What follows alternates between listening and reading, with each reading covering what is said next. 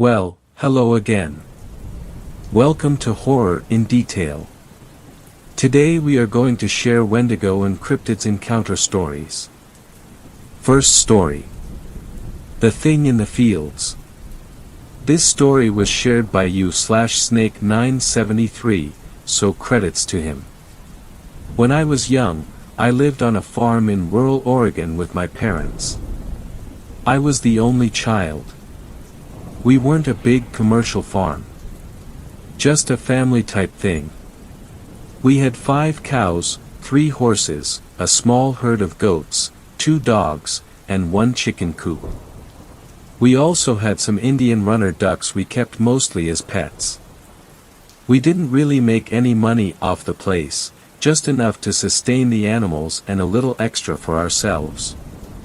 Money enough to take a decent vacation every couple of years. Dad had his other job in town, an insurance agent. He was the only one around really. The town wasn't more than about 1,500 people. Mom gave horse riding lessons as well. We weren't rich, but we were comfortable. It was really an easy life, or at least it could have been a lot worse. I went to school, Dad went to work, Mom took care of the animals, then we all had dinner together every night, and I would go to bed while Mom and Dad had a beer or 2 and watched the news. Sometimes at night I would hear things outside. Mostly just normal stuff.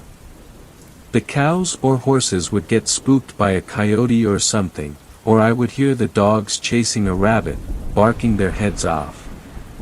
Every once in a great while we would find a chicken dead. Dad would always tell me about it but never let me see the body, although I asked frequently. He would keep Mom and I inside until he had gone out, did whatever he did with the body, throw sawdust over any blood, and then life would go on as normal. I assumed it was foxes, as I had seen a couple of them out in the pasture over the years, slinking around back and forth through the grass. The summer when I was 10 years old, I remember helping Mom change the bedding in the horse stalls, when we heard a huge racket going on outside. If you've never heard the sounds of a horse in pain, you don't want to, trust me. It sounds almost like a person screaming.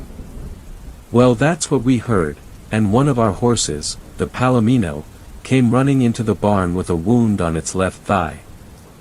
4 long marks, like claw marks, ran across its body for about a foot. It had blood running down its leg, and was limping. I was so scared by the sight of that much blood that Mom locked the horse in a stall and made me go inside with one of the dogs. She told me to lock the door and stay inside until she came in to get me. I did. Eventually Mom came inside and told me that the horse had hurt itself on the barbed wire that ran the perimeter of the pasture. We owned more land beyond that, but it was mostly forested. I guess I believed her at the time, but at dinner that night I noticed Dad was being particularly quiet and Mom was talking a lot more than she normally did. She was being really animated, and I noticed that Dad had gotten his rifle out and set it by the back door. Usually he only did that when the coyotes had been acting up. That night I went to bed as normal, but I had trouble falling asleep. I turned on my desk lamp and decided to read comic books until I got tired. I have a very vivid memory of reading Uncanny X-Men and hearing the back door open. Looking out, I could see my dad by the porch light, lighting a cigarette and holding his rifle under his arm. He started walking over to the driveway and then turned to follow the fence line. I couldn't sleep until I knew Dad was back safe. I kept coming downstairs with the excuse of getting water to see if Dad was back in the house yet, and each time all I saw was Mom sitting on the couch in the living room, staring at a blank TV screen and looking worried, sighing occasionally. Eventually, about 4 in the morning, I think, Dad did come back, and I was so tired and relieved that I fell asleep as soon as I knew he was home. He never told me what he did that night, but I never thought to ask. 2 months later I was back in school. It rains a lot in Oregon in the fall, and this day was no different. All I could hear from my bedroom was rain hitting the ground and the aluminum roof of the chicken coop. There was light thunder in the distance, but it was slowly getting closer. I thought I had heard a coyote yapping out around the garage, or it could have been one of the dogs. I looked out, straining my eyes to see whatever there may have been. In a brief and distant lightning flash I saw something. It looked almost like a person, but hunched over, and with a long torso. It was tall, taller than Dad, who was a good 6'4", at least. I just barely caught a glimpse of it on the near side of the garage, then the light faded and I didn't see it again that night. There was another dead chicken the next morning. The third in just as many weeks. I told Dad what I had seen the previous night. The color went out of his cheeks momentarily, until he told that the storm must have been playing tricks on me. I accepted that. For months after that we lost a cow. It was in the middle of the night, and we all woke up at the same time. There was a lot of noise in the pasture, but only briefly. The cry of a dying animal, and a primitive, guttural yell that I had never heard before. Dad rushed up to my room. I could hear him running up the stairs to my room. He had his rifle in hand, and opened my door. He saw I was awake and told me to stay inside no matter what and try to go back to sleep. I don't think I have to say that sleep wasn't really an option any longer, but I did stay in my room, with a blanket held tight around my shoulders and staring out the window. Probably about 10 minutes later I heard gunshots in the field. I don't know what he was shooting at, whether it was whatever had attacked the cow, or the cow itself, trying to put the animal out of its misery. Dad rarely, if ever, talked about that night.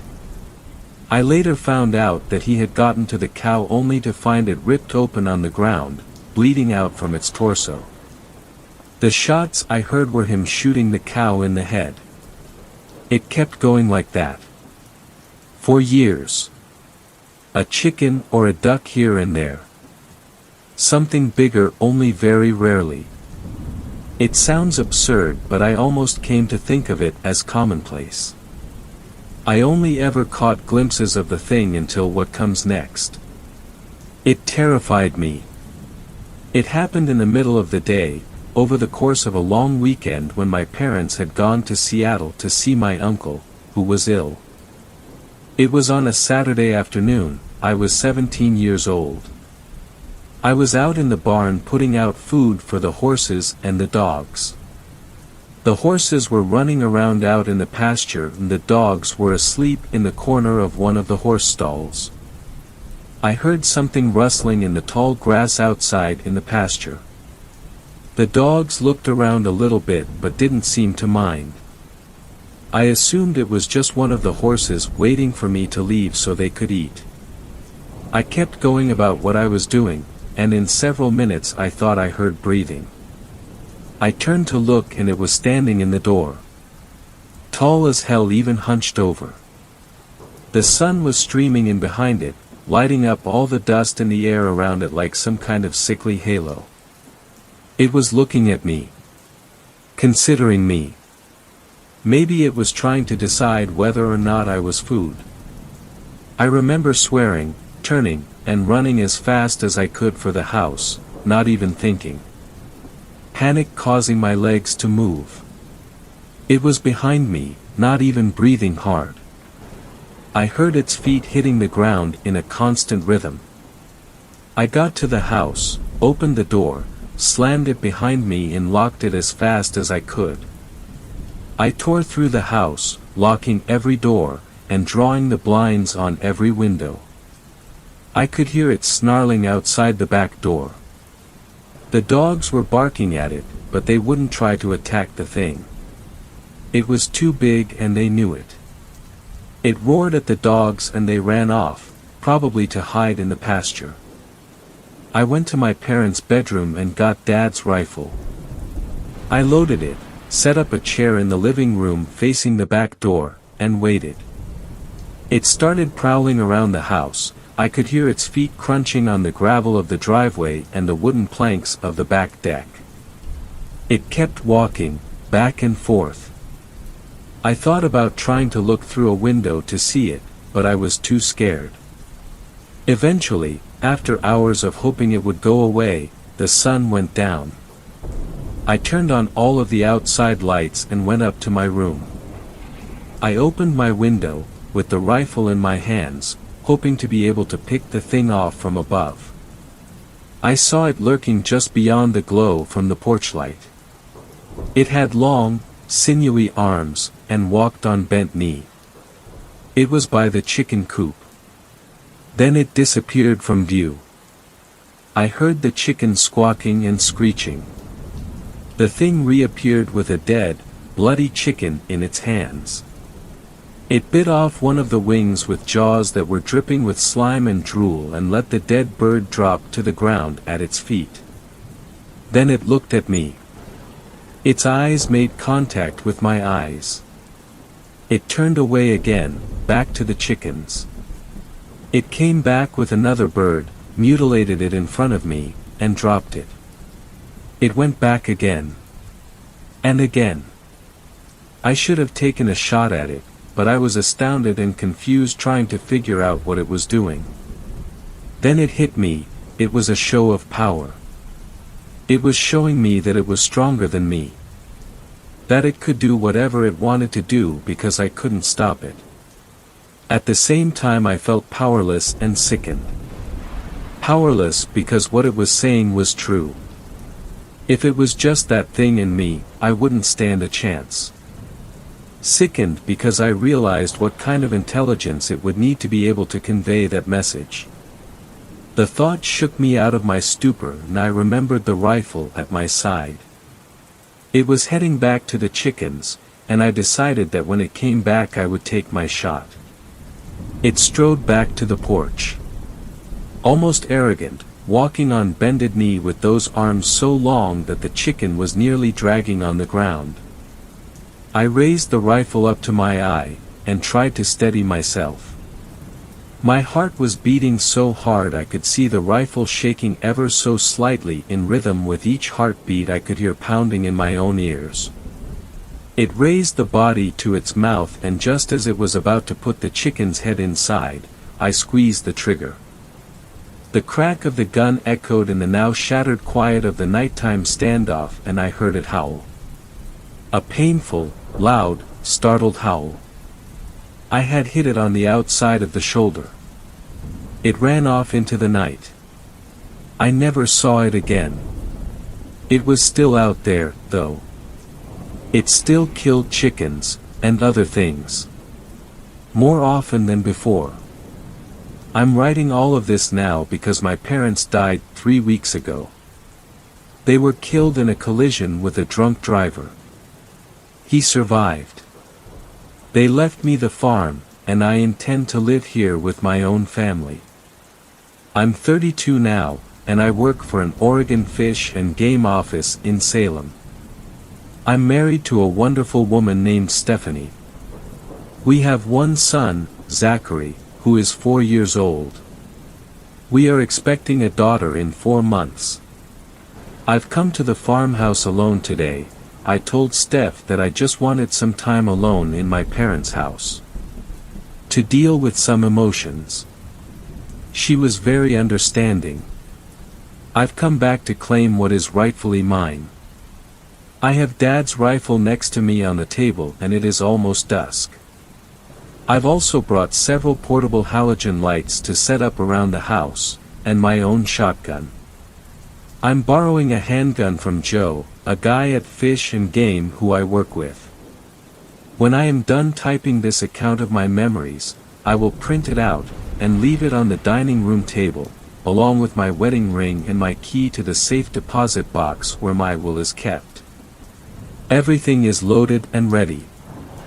Hopefully I will return here to collect these things and nobody will ever know I wrote this. Steph, in the event that you are the unfortunate soul to find this, which I'm terrified to think seems a likely outcome. The thought of you having to go on alone hurts me more than anything in this world ever can. Know that I love you more than anything, and I hope you understand that I am doing this to keep you safe.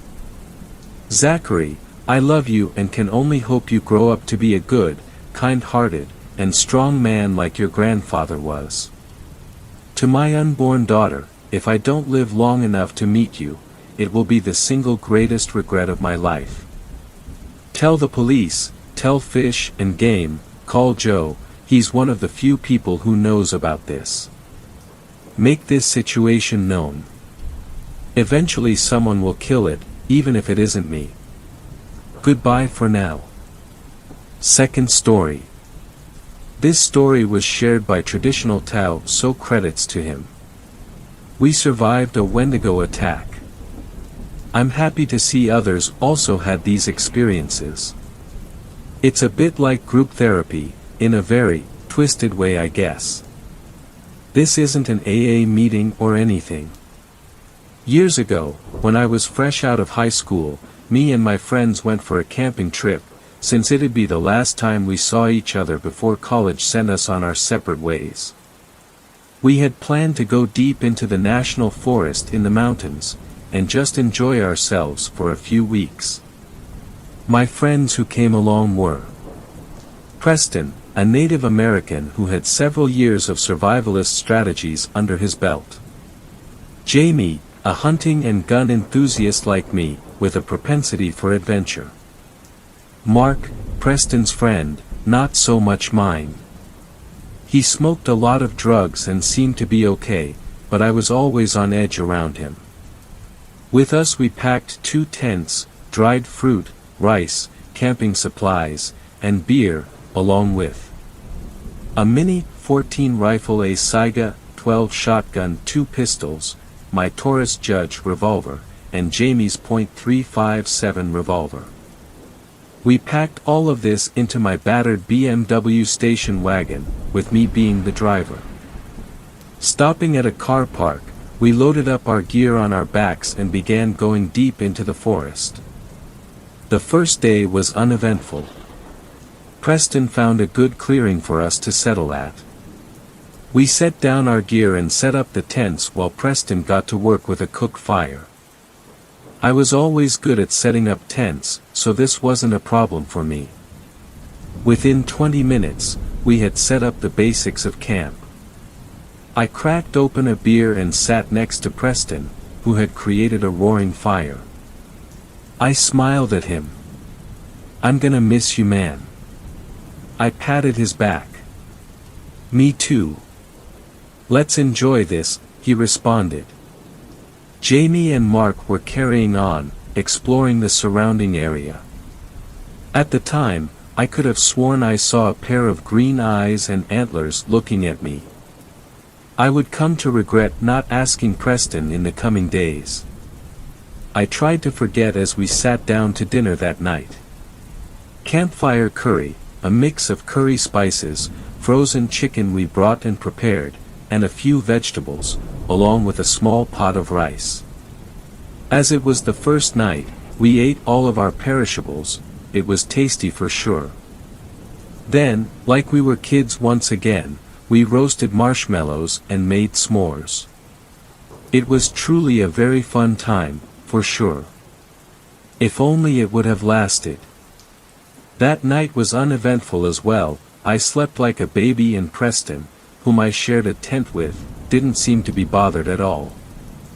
The next morning, we packed up camp, and decided to head south, towards a large river with the intent of spending a few nights riverside.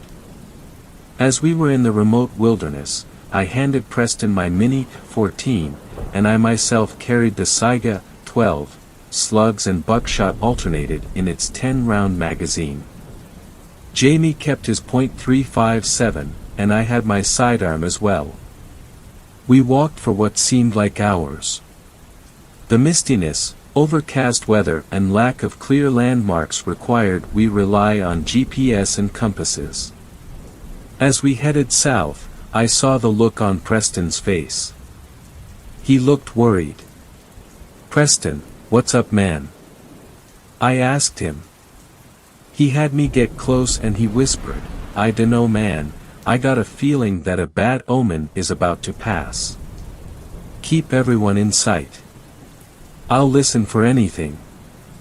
As he said that, we heard what sounded like a distant whooping noise. All of us looked around. In the distance behind us, I could have sworn I saw something shambling. It was too far to shoot with my shotgun, so I pointed at it and told Preston to shoot. "Shoot that thing." 3 shots from the Mini 14, and the smell of freshly fired ammunition filled my nostrils. Whatever it was got down on all fours and bounded away. "What was that?" Mark asked, shocked. Preston swore up and down in his native language, before he finally said, "That, my friends, is something truly evil. We need to hurry to the river." We ran for about 30 minutes, our pace slowed by the amount of heavy gear we carried. Preston looked from side to side, but found nothing as he did so. Soon, we reached the rushing river, and with that the fog seemed to dissipate. Preston looked around, shook his head, looked at his GPS and finally said, "The other side of the national forest is available to us across a hand tram a mile upstream. We can make it there before lunchtime if we hurry." "Preston, what's going on? What was that thing?" Jamie asked, concerned. "I can't be sure, but it's nothing good. I want to try and lose it across the tramway. Whatever that thing is, if it's anything like my family stories, it won't ford a river. We're going, that's final." Preston led the way upriver, keeping close to the shoreline. Eventually, we did find it. A large steel and wood car suspended over a wide expanse of river. I got in first, and wasted no time getting across.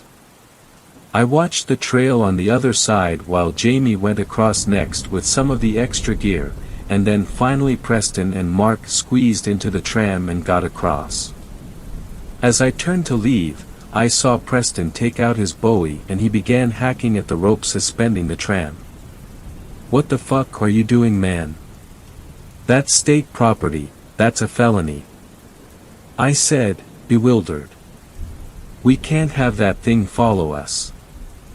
He hacked at the rope until it snapped and the tram car fell with a loud clang into the river below. As we left and started heading east, I could have sworn I saw those green eyes again, but just for a moment, watching us. We made camp at a clearing on the edge of a hills-wide ridge. It gave us great views and visibility, but more importantly, as Preston stated, we can see anyone or anything coming. As he sat and made the fire he said, "We're doing watch rotations. That thing, I am genuinely afraid of it. I bet it's just a bear, Preston. Too many family stories." Mark guffawed. As I said previously, he was Preston's, not my, friend. I took the second watch, after Preston cooked a meal of rice pudding. I had no trouble staying up.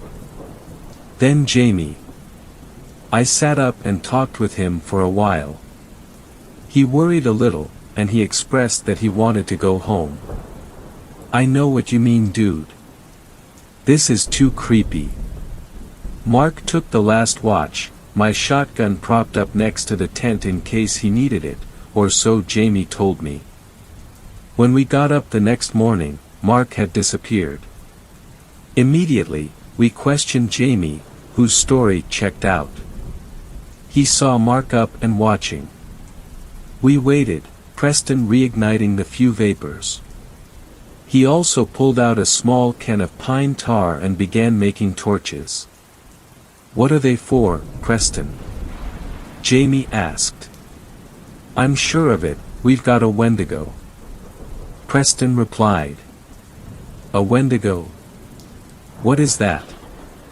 I replied. "A cannibalistic demon with green eyes, a deer skull for a head, and a thirst for human blood. They're also like skinwalkers, you know, like in True Blood. At the time, the TV show was popular. He explained. I became very scared, so that grabbed Mark and ate him. We'll wait for Mark for a few hours. Keep the guns locked and loaded. Do not let him approach within 200 feet of the campsite. I'm going out for a bit. You're crazy, Preston. I protested. He whispered in my ear, when I come back, ask me my favorite sailor. It's Saturn, for the record. He then approached Jamie and told him something that I knew I wasn't supposed to hear. Then he grabbed 2 torches, his knife, and he turned back to us. Wendigo do not like fire. Keep the fire going, there's plenty of sticks and wood right there for a few hours. I'll be back. Do not forget what I told each of you. If I can't answer it when I come back, shoot me. As he disappeared into the forest, I sat with Jamie, back to back. He had my Saiga, I had my Mini 14. For hours, we heard various sounds in the forest, including those whooping noises, the sound of what sounded like Mark, and what I thought was the sound of a distantly beating drum. By afternoon, we heard rustling in the forest, and none other than Preston returned, dirt smeared on his face, and a makeshift drum under his arm, with 1 torch left. He stopped short of the campsite when I raised my gun at him. What's this about, guys? It's me, Preston, he said. What is your favorite Final Fantasy protagonist? Jamie asked.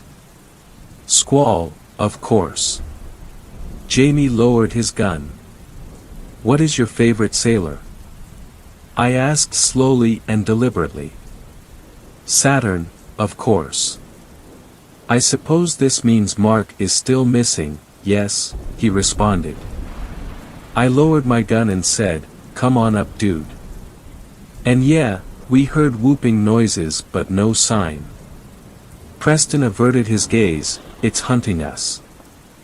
I confirmed the tracks, and my little serenade in tribal chants caused it to at one point come and look at me. How did you get away? I asked. I chased it with fire. They're afraid of it, remember, he responded. Do guns harm them? I asked slowly. It can injure them, but you really need fire or silver.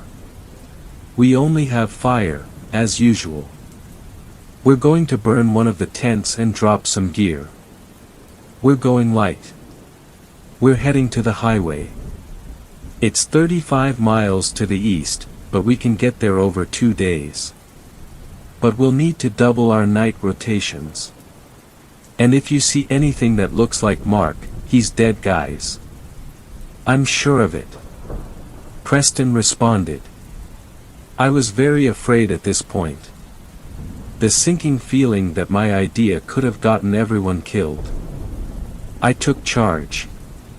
We will do 15 miles today, and 20 tomorrow. We will hitch a ride back to the car.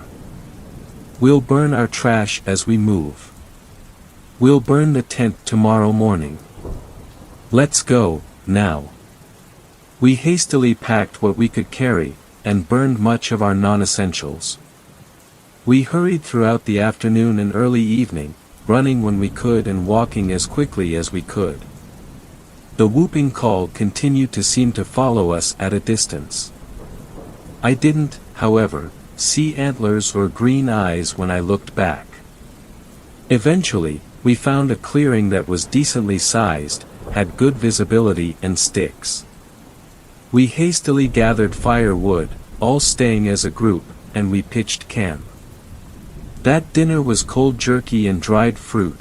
Preston was unwilling to attract attention from smells, but he did create several pine tar torches and set them at the outskirts. We didn't say a word, but me and Preston took the first watch. Then Jamie and Preston, then me and Jamie. This continued every 2 hours until the daytime.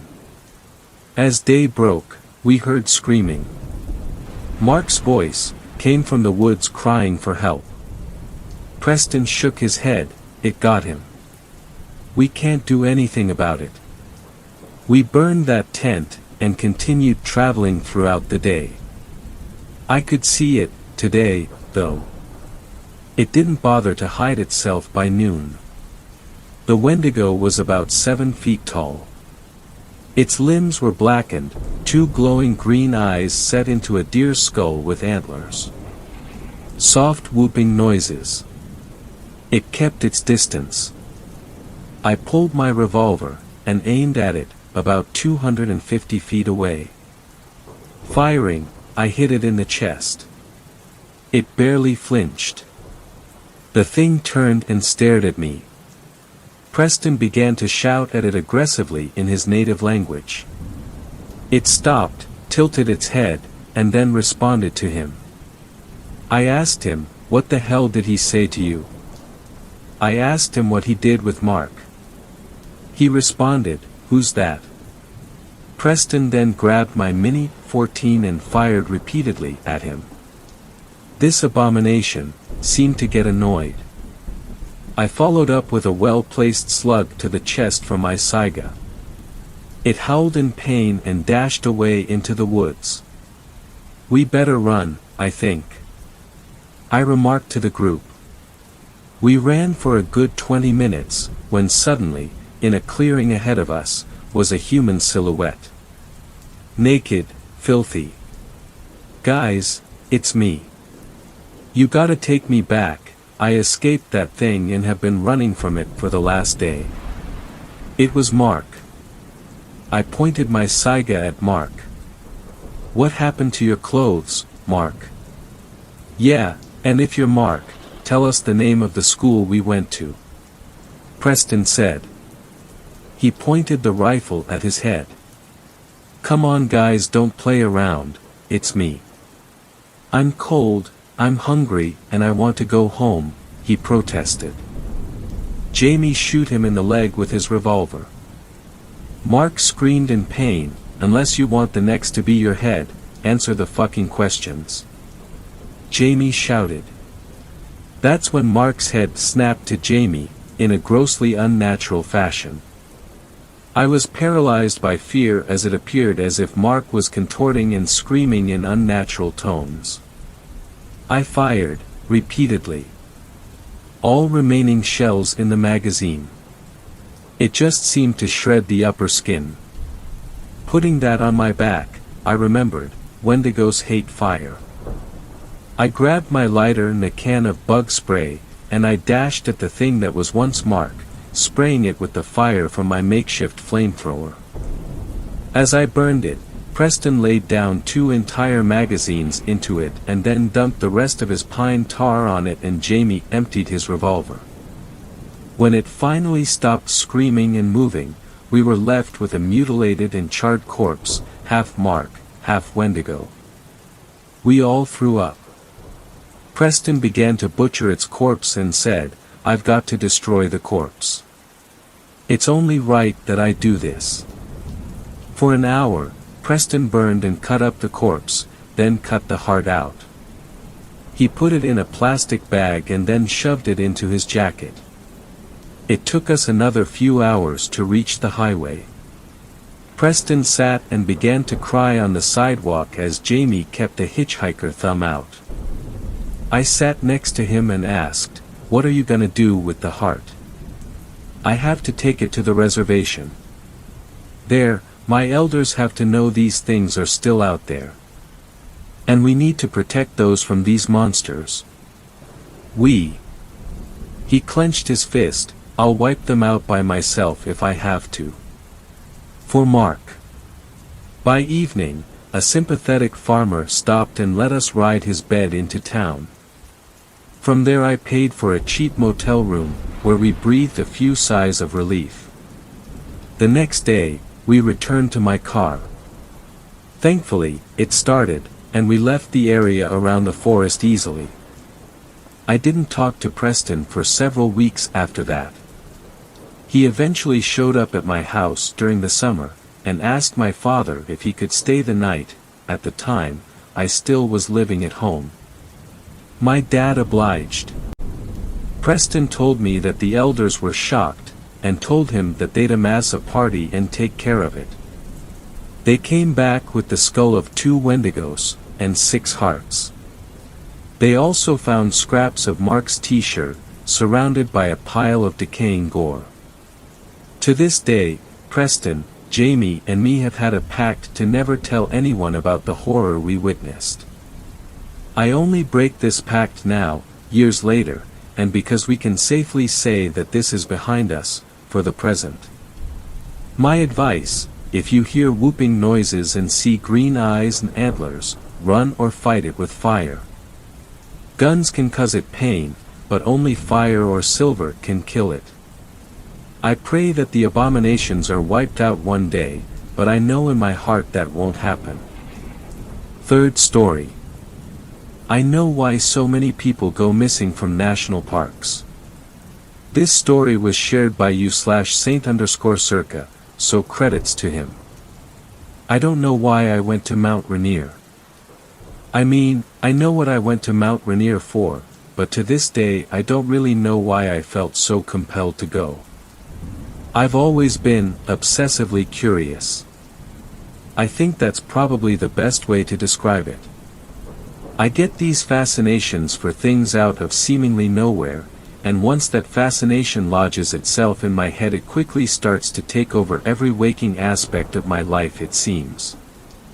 Thinking about it turns into reading about it turns into researching it as thoroughly as possible, research leads to investigation, and the rabbit hole of my obsessions just goes and goes, and then as suddenly as this obsession starts, it's gone.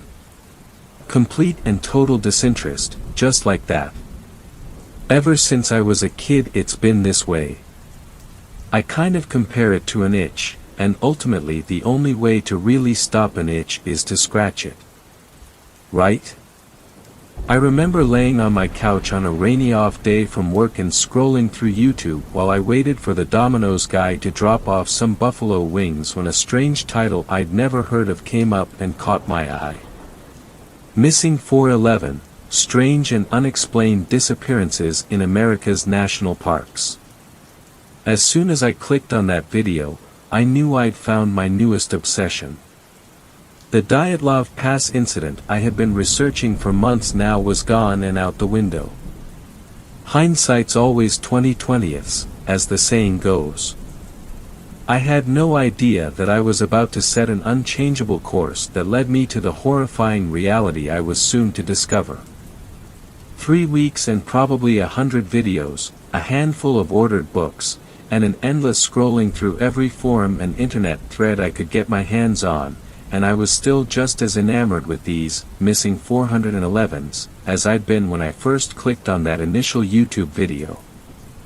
I'd be genuinely surprised if there were a lot of people reading this who didn't know about David Paulides, the missing 411s, and all of confounding mysteriousness that surrounded these matters, but for those who might be out of the loop I'll do my best to sum it up in few little bullet points for you. Cliff notes or whatever. There have been a disturbingly large number of unexplained disappearances in America's national parks, and by large number I mean 2,000. That's more than everyone in the North Tower on September 11th. 2,000 people just vanishing in the woods with no explanation whatsoever. 2. A lot of these people are never seen/heard from again. That in its own right is insane given the technologies that we have, and the massive searches that are sometimes carried out for these people. But what's even weirder is that the people that are eventually found leave us more questions than answers. Kids go missing and are found miles and miles away from the initial search zone. Way further than even top survival experts are able to walk. People's bodies turn up in super obvious areas that have been searched multiple times by search and rescue teams. Search dogs will have a good obvious trail on the missing person and then just lose it. Sometimes all they find are the person's shoes, Sometimes they find the person with no shoes at all, sometimes the bodies look like they've fallen from a great height despite there being no high ground to fall off of, etc. 3. The number of times military units have been deployed to go and search for missing people is eyebrow-raising to say the least. The military is very effective, but they're not search and rescue. They're trained to seek and destroy, not really search and save. 4. The National Park Service gets very, very sketchy when it comes to any kind of further inquiry. This has led a lot of people to believe that they're covering something up. Now, me being the obsessive person that I am, immediately started trying to sleuth around for some kind of conclusion. What was the overall theory? What did people think was going on here? I guess because the speculation can go on forever. The theories go on forever too. Everything from rich megalomaniacs on hunting trips, aliens, Wendigos and skinwalkers, Bigfoot abductions, parallel universes. The list is truly endless. So many different theories, and as wild as some of them might sound at first. It's beyond eerie how quickly they begin to sound more than rational, and even possible with just a little bit of explanation. But as I pored through the seemingly endless accounts and rumors, there was one theory that hit a stronger chord with me than the rest. Feral people. In a nutshell, the theory is that during the Great Depression, maybe even earlier, people took off with their families deep into these wilderness regions to live off the land and get away from the crippling poverty of the cities and towns during that time.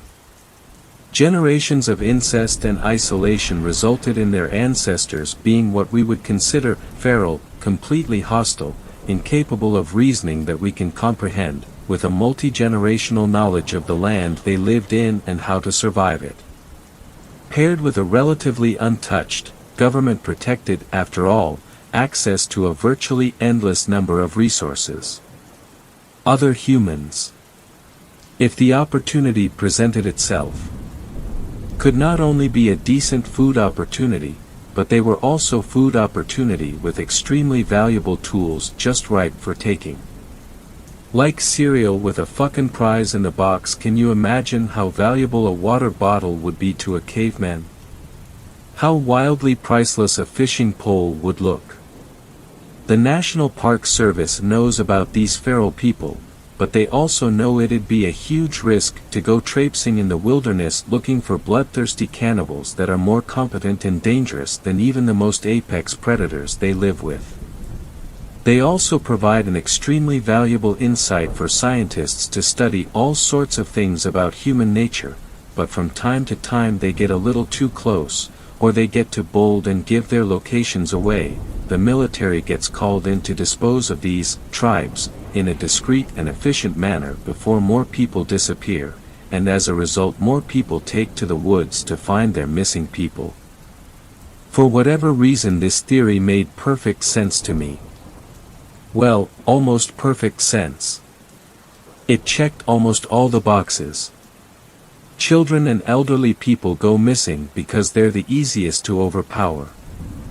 Hikers who are by themselves go missing because they're by themselves and can be ambushed quicker than a group of hikers could. Hunters go missing because they're far off the beaten path, and they have weapons that are worth the risk. It even explains why bow hunters tend to go missing more than gun hunters. Bows are easier to figure out, and lower maintenance. We already know people go missing without a trace and are never found again. Would it be so wild to say in the same breath that people are never found in the first place for the same reasons? Even most of your Bigfoot sightings in these national parks could be explained with the feral people theory. Imagine what you would look like if you had never had a haircut, if you'd never taken a shower, or clipped your nails, or combed your hair or shaved your beard. Throw a Habsburg jaw or a heavy brow in the mix from years of intrafamilial breeding and you're pretty much the perfect definition of a Sasquatch at that point. but for all the information and cross-examinations that I would read about to seemingly prove this theory. There were admittedly a few glaring loopholes that with a bit more thought would very quickly start to pull the whole idea apart. Humans are truly a scourge on this planet. Anywhere we go we leave a mess, we make smoke from fires, we burn things down accidentally, we cut down trees and leave bones lying all over the place. The very steps we take kill the forest floor, leaving huge patches of dirt wherever we stay for more than a few days. We are hands down the easiest animal to find. Every human that's ever walked the earth inherently believes that the earth is theirs. I guess that manifests even in the most unconscious of ways.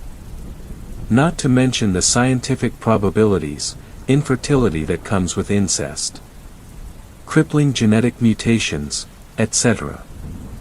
For all the positive evidence, I'll be the first to admit there were some serious holes in the theory. So around and around I went with this concept. 4 months.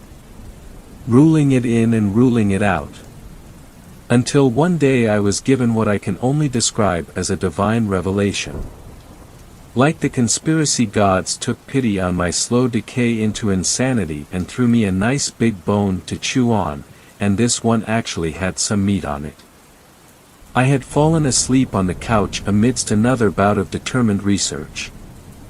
YouTube was once again in the background. When I woke up from my nap I went for the remote when the narrator of the video caught my attention. Missing 411s had rabbit holed into unexplained mysteries in general, and unexplained mysteries had rabbit holed into crazy discoveries made by scientists and historians. The narrator was talking about this skull that had been found.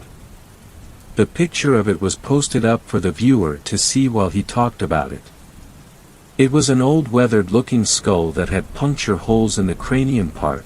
Because of these holes, scientists thought for a long time that this child had been the victim of a human sacrifice, but through a series of discoveries it was made apparent that this child in actuality had been picked clean off the ground by a crowned eagle. Suddenly it hit me. I sprang out of my seat like a madman as all the pieces began to fall together like an Arabic's cube that was all but solving itself. Giant fucking eagles. I know. It sounds ridiculous. On the surface more ridiculous than any other theory brought forward, but like my dad always said, the difference between bat's hit and guano is the stuff that's inside it, and this was no different. I'm not going to get into every painful detail here, but I do have to point out a few just to show you where I'm coming from here. Eagles eat take out. They swoop in, snatch and kill their food, fly it back, and eat in the nest. This explains why people go missing and are never found again. They're being looked for somewhere on the forest floor, when they've actually been carried up a mountain and dropped in a nest somewhere. This also explains why the people who are found are way further out than they by all rights should be, and why so many seem to have fallen from a great height. The eagle takes someone who's a little too heavy, takes someone who doesn't die right away and squirms a bit too much, gets spooked or startled and needs to fly faster, and they drop their meal. 2. Eagles are ambush predators. They hang out on a perch, and as soon as they see a tasty snack, they swoop and pin it down, kill it, then swoop back with their newly acquired meal to wherever it is they nest at. This explains why so many lone hikers go missing off a trail. Just like a hunter would babysit a game trail for deer, an eagle babysits a footpath for humans, and speaking of deer. 3. An eagle large enough to swoop up with a human would more than likely have a reliable food source of deer, and there are a crap ton of deer. In Yellowstone alone there are over 2,000 mule deer running around, and that's just mule deer, and this is the very reason why hunters go missing. If you're out hunting a deer, then chances are you're wearing scents, and making deer calls. In other words, you are actively trying to convince deer that you are in fact, also a deer, but the same artificial smells and bleats that would attract a nice big 10-point would just as easily be a free food sign for a large bird of prey. 4. This also explains why so many times only aspects of the missing person have been found. Shoes, backpacks, cameras, hiking sticks, bows, etc. Eagles are smart creatures. They probably learned pretty quickly that there's a lot of stuff on these humans that aren't edible. Clothing can be torn through easily enough, but the thicker, more durable stuff gets ripped off and discarded. Like a deer's antlers. The feet are torn off by the ankles and smaller animals eat whatever is left inside. Now, I know if you're reading this, you're probably thinking one glaring thing. Come on Saint_Circa. You'd think someone would notice giant eagles flying around. But they have. That's why the National Park Service gets so shady when people try to investigate further. They are well aware that there are giant eagles living in the hundreds of miles these national parks reach out to sometimes, and considering eagles only hunt in a roughly 15 to 20 mile perimeter around their nests. They know exactly where to find them as well. America's national bird is the bald eagle. It's been that way since 1782. By 1963 there were only 400 nesting pairs of bald eagles in the entire country. Why? Because people shot them out of the sky in droves. Not for their meat, not for their valuable talons or beaks. Researchers say that these eagles were killed mainly to see them up close. That's it. Do you think for half a second there wouldn't be 1,000 hillbillies with birdshot scouring the entire countryside the second it was discovered that there were giant eagles flying around? My best guess is that the National Park Service works in tandem with wildlife conservationist groups to keep these endangered animals as secret as possible, but you can't just let giant man-eating eagles fuck each other willy-nilly and fly around eating whatever they want whenever they feel like. No one's going to go spend money to hang out at a natural park they'll be killed and eaten at. That'd be horrible for business. In comes the military. You see, it's not just the military that's sent out to find these missing people. It's one particularly small, but highly effective section of the military, and that section is the Green Berets. Green Berets have a large set of skills, but two of their main purposes are special reconnaissance and unconventional warfare. And almost all their operations fall under the category of classified. In layman's terms, they specialize in finding things and reporting information on it. And killing things in very unique and creative ways. And then of course they're not allowed to talk about any of it. Total secrecy. You think these guys get called out because Tiny Tim got turned around in the woods? Bullshit. The government can't even send a real hazmat team to Palestine, Ohio when a chemical fire radiates the entire town. No, they go out there when park rangers suspect Tiny Tim got turned into a giant eagle's lunch, and they need the best of the best to identify if that is indeed the case and take it down/dispose of it properly if it is, and keep their mouths shut about it afterwards. They get sent out when scientists speculate that the giant eagle population has grown too high and is risking compromise. The Green Berets go out and depopulate a bit. Keep the population under control, and keep their mouths shut about it afterwards. They get sent out when one dies so they can collect the body for research, and keep their mouths shut about it afterwards. I was absolutely sure of it, but even after this certainty cemented itself into everything else I knew to be true. A new dangerous itch began to invade the back of my mind. You can't just know that a house is haunted. You have to actually see the fucking ghost, don't you? I fought it for longer than I thought possible, but within 7 months of watching that first video I found myself driving to Mount Rainier. I had to complete the experiment. I had to be sure, that I was sure, that I was sure. How's that song go? The old 80s one. Blinded with science. Took forever to plan the trip. I'd already been spending weeks studying things about eagles, but now I had to reorient and study how to spot eagles. When they hunted, how to watch them without spooking them, etc. But after 4 deep diving months I had my plan, and everything I needed to carry it out. I chose Mount Rainier for 2 reasons. The first being it was close, the second being that there have been an unusual number of disappearances not only on the mountain itself, but in the entirety of the national park that surrounded it. Even by national park standards. In the small hours of the morning, as the sun was just beginning to rise, I took off down the trail and began looking for the perfect spot to set up my blind. See, normal eagles hang out in big trees, or on the sides of cliffs, but my hypothesis was that a giant eagle would probably be hanging out in crevices against cliffs. When something it could eat walked into its radar, it would swoop out and ambush it. About 4 hours into my trip, I found a spot I thought was ideal. A small hilltop with trees, but not too many trees. At the bottom of the hill to my left a large cliff wall could be seen. To the right was relatively flat land with enough space in between for a large bird to fly through unhindered. And so, I waited, and waited, and waited. For 3 days I sat in that fucking blind.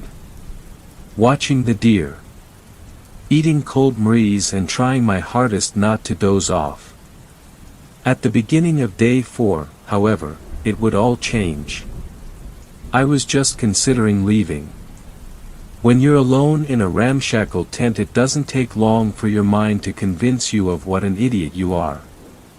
Giant eagles.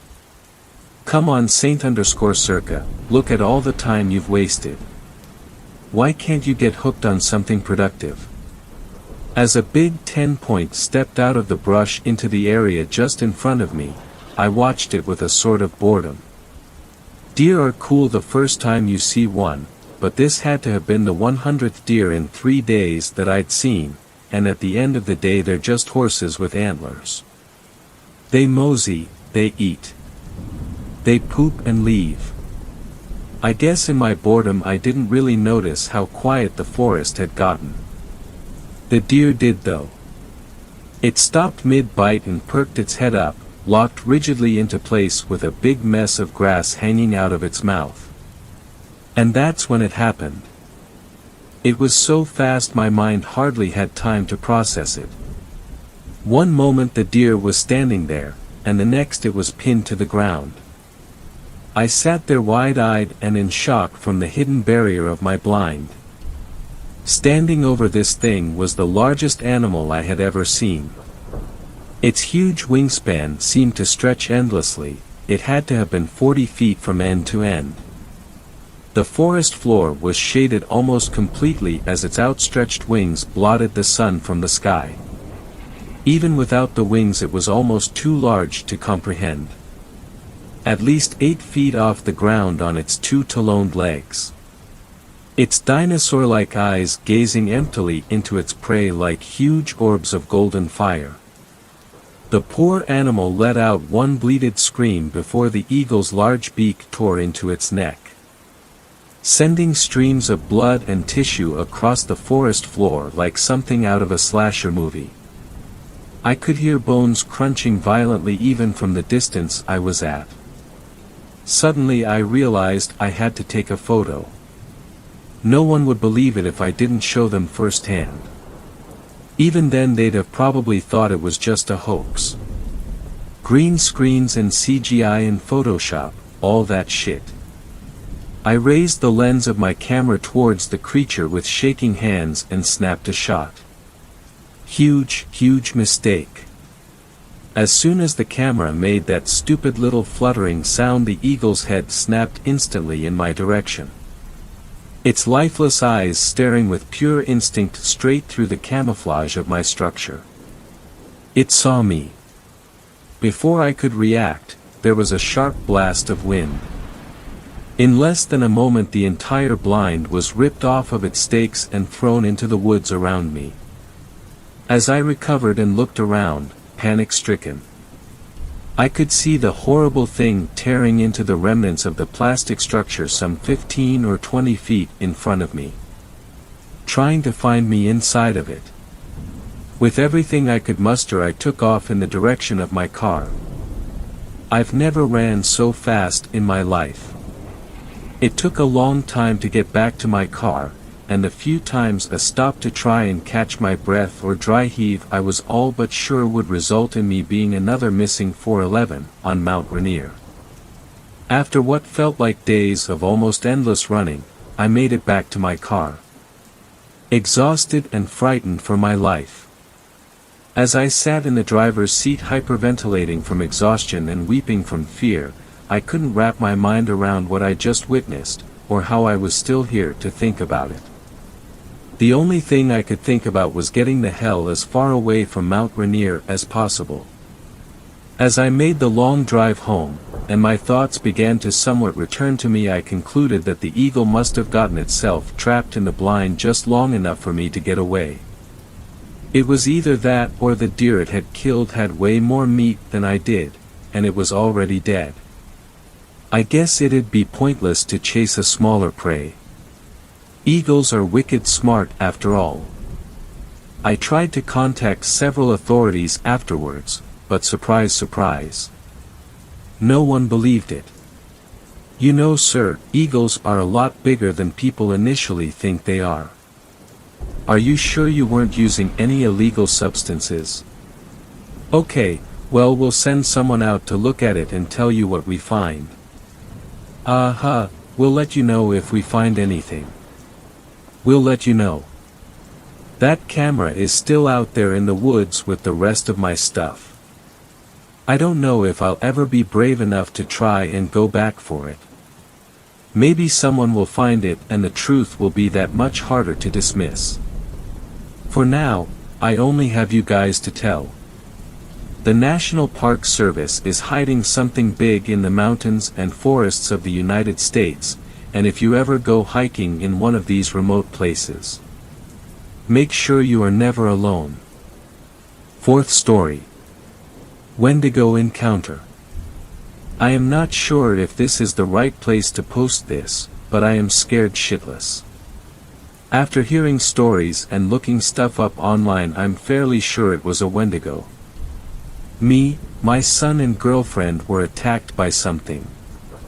We were camping up in the northernmost area of Washington. My girlfriend is incredibly superstitious, so she insisted we brought weapons. So I had my combat knife and a 12-gauge shotgun, and she brought a .22 rifle alongside a newly sharpened machete. Our son was just 3 years old at the time.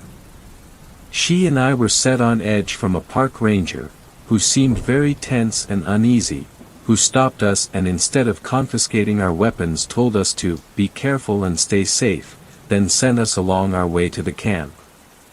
When we got there, we were informed that several visitors had spoken about some unnatural noises and a pale creature that would mimic voices and sounds of people who weren't talking or seeming to be distracted.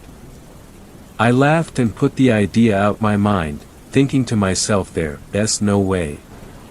They're fucking with us. But I knew better.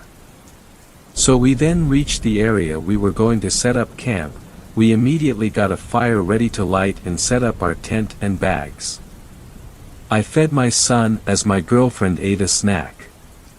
We decided to get a lay of the area, so me and my girlfriend hiked around for about an hour or so. I had one of those baby carrying backpacks and my son started to get real heavy. Everything seemed normal until I saw something down the almost path we were on. We walked closer to investigate and saw drag marks. It looked as if someone had killed a buck. There was a whole outline in the dirt with a small dried pool of blood as if someone grabbed it from the antlers and pulled. That wouldn't be possible for any man to do, the buck or whatever it was would have been way too big for that. Shaken, we rushed back to base camp and restarted the fire and hurried back into our tent. Too afraid to leave since it was dusk by now, we stayed inside the tent and my girlfriend put our son to bed. Eventually, probably from the exhaustion of fright, we fell asleep. What must have been hours later, I awoke to a faint rasping sound that sounded like a child crying. I gazed outside in confusion and saw the outline of a creature that seemed to be a buck, standing over something.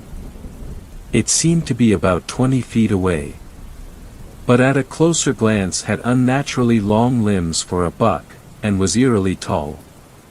In sudden fear, I unloaded 2 shots into the creature and heard a loud blood-curdling cry.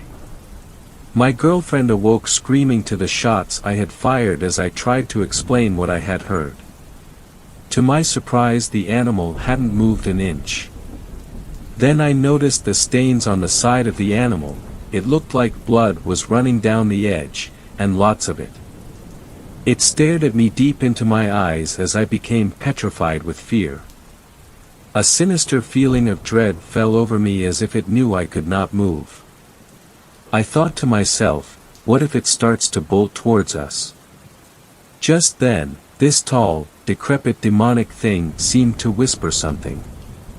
I could not exactly tell what it was saying, but it seemed to have said, "I need more children." My girlfriend screamed, asking where our son was. We blacked out. In the morning we awoke to park rangers at our campsite. We didn't see our son anywhere. We told the rangers that he was missing and they started a search party. I explained what had happened and strangely they seemed to believe it. The one who seemed to be older by at least a decade pulled along the one we met earlier and whispered in his ear. I only heard a single line and I'm not even sure if what I heard was correct. It sounded like he said, "It's getting bolder." They didn't seem to want us by ourselves, so they waited with us while they continued the search. We stayed in a log cabin for 3 days with a forest ranger. When suddenly some rangers came into the cabin saying they could not find our son. My girlfriend starts to sob. I start to hate myself, thinking that I could have done something if I wasn't frozen in fear. We rushed outside only to find some injured and frightened police officials. The rangers wouldn't tell us anything of what happened or what they saw, or why the cops were scared shitless. All we know is that we don't have a son anymore. God help whoever goes into that forest next, and please don't bring your kids with you. 5th story. This story was shared by you/yogurtclassateni3915, so credits to him. Wendigos in Europe. Very disturbing encounter. Yesterday evening, I went for a walk through the woods near where I live.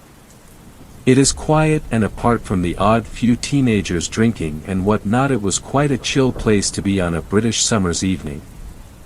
I am very familiar with these woods. I used to come here a lot as a child, so I know that there are no animals larger than foxes that roam them, so the next part of the story gets really weird. As I was walking through the forest, the sun began to set. It was around 8 p.m., and began walking out of the forest the same way I came in. It was then I started to hear a very ear-piercing scream. Sounded sort of like a woman screaming in anger. It was so loud I couldn't move for a moment. I looked around and could see nobody, nothing at all. I know foxes make some strange sounds, but I have heard fox screams and they were nothing like what I heard. Upon hearing this, I started to briskly walk out of the forest, quite shaken by what I heard. As I was walking out, however, I couldn't help but notice oddities in the tree line. Looked very much like a deer. Which is weird because this woodland hasn't had deer living in it for over 200 years, they were all hunted. But then I realized it was not a deer. After seeing it repeatedly as I was walking, lurking in the tree-line appearing to follow me, it looked as if it had human legs and was crouching whenever I saw it, followed by bulky arms. It looked like it did not want me to get a good view of it, as when I would look at it for more than a few moments it would very quickly dart into the woodland out of view. But I could tell it was there until I reached the end of the forest. Upon getting to the end, I looked back again to see if it was there, but it wasn't. I was seemingly alone again once I left the forest. Could this have been a legitimate Wendigo? Or could I have been hallucinating? I thought that Wendigos were only spotted/live in America and not in Europe. Thanks a lot for watching the video till the end. Subscribe to our channel Horror in Detail. Drop your opinions/suggestions in the comments section, and like the video as it helps with the YouTube algorithm.